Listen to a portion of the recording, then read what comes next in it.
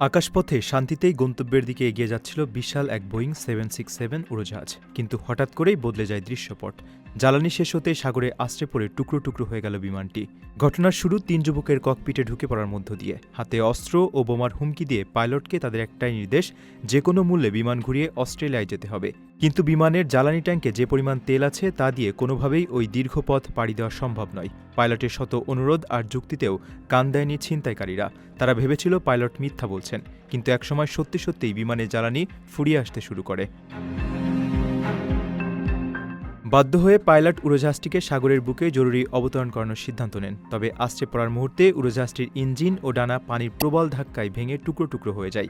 এতে বিমানে থাকা ১৭৫ জন যাত্রীর মধ্যে ১২৫ জনই প্রাণ হারান, যার মধ্যে ওই ৩ ছিনতাইকারীও ছিলেন। তবে সবচেয়ে হৃদয় বিদারক ব্যাপার হলো, অনেকে হয়তো বেঁচে ফিরতে পারতেন, কিন্তু ভয়ে আতঙ্কিত হয়ে বিমানের ভেতরে লাইফ জ্যাকেট ফুলিয়ে ফেলায় ভেতরে পানি ঢুকতে শুরু করলে তারা আর বের হতে পারেননি।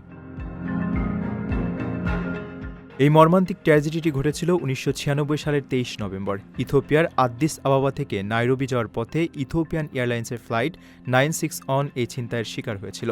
দীর্ঘদিন পর সৈকত থেকে এক পর্যটকের ধারণ করা সেই পুরনো ভিডিওটি এখন ইন্টারনেটে নতুন করে আলোচনার জন্ম দিয়েছে।